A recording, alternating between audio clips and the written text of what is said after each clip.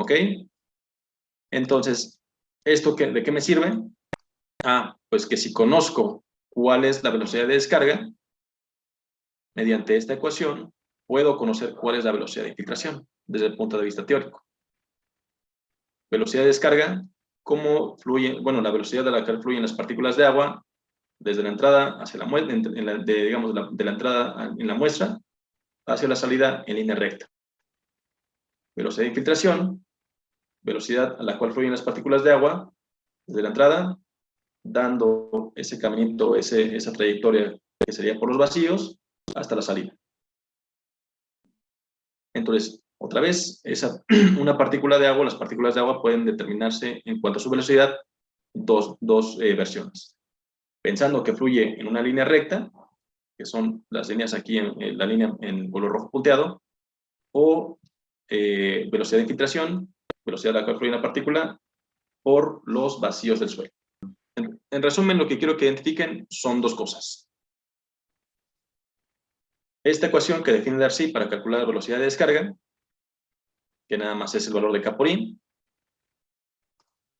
y aquí esta ecuación, que es la ecuación que vamos a ocupar para calcular velocidad de infiltración, y otra vez la velocidad de infiltración está en función de la velocidad de descarga, y en este caso la característica que conocemos como porosidad. ¿Qué vamos dijimos que íbamos a hacer la aplicación para los permeámetros.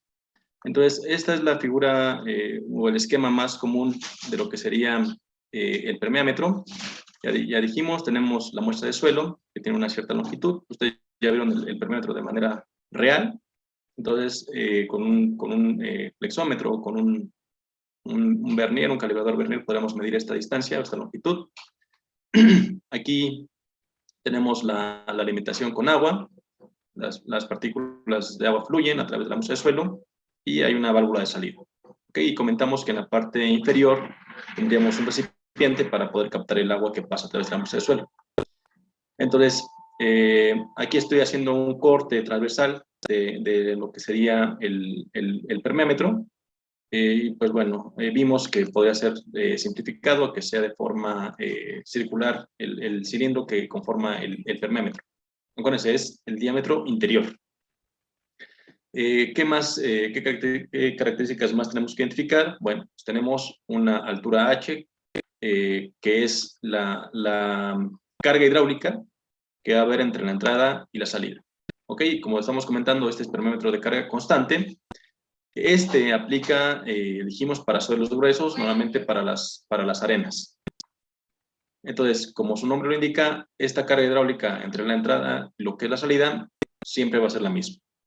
Entonces, una vez que ya está colocado el sistema de lo que es la muestra de suelo y la alimentación en la parte superior, digamos, abrimos la válvula en la parte inferior y dijimos, vamos a activar nuestro cronómetro para ver el tiempo que va a transcurrir durante el ensayo.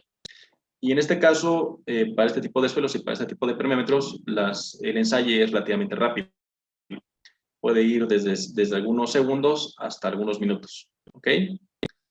Como les dije, en la parte inferior pues tenemos un recipiente. Normalmente se recomienda que sea una probeta graduada para identificar cuál es la cantidad de agua que se capta o que pasó a través de la muestra de suelo. Entonces, ocupando el permeámetro de carga constante, aquí estamos viendo lo que es la derivación o cómo se genera la ecuación que vamos a ocupar para calcular ese valor de permeabilidad K. Vamos a seguir ocupando las ecuaciones para calcular gasto, ya sabemos, volumen y, en este caso, volumen entre tiempo. Y la ecuación que podría ser igual para calcular gasto, velocidad por un área. Hay que identificar. Volumen, pues sería el volumen que pasa a través de la muestra de suelo y que es captada en el recipiente. El tiempo, pues el tiempo cuando yo activo el cronómetro y es el tiempo de duración del ensayo. O, en este caso, el gasto es, si yo pudiera conocer cuál es la velocidad a la cual fluyen las partículas de agua y conociendo el área transversal de mi permeámetro, también podría calcular ese mismo gasto. Entonces, estas dos ecuaciones sabemos que calculan la misma característica, que en este caso es el gasto. Ya definimos que, de acuerdo a Darcy, la velocidad a la cual fluyen las partículas de agua es K por I, de tal forma que aquí el gradiente hidráulico sería calculado como la diferencia de carga hidráulica entre la entrada y la salida entre la longitud de la muestra. Entonces aquí estoy haciendo nada más algunos ajustes. De la ecuación 2, digo que la velocidad es K por I. ¿Ok?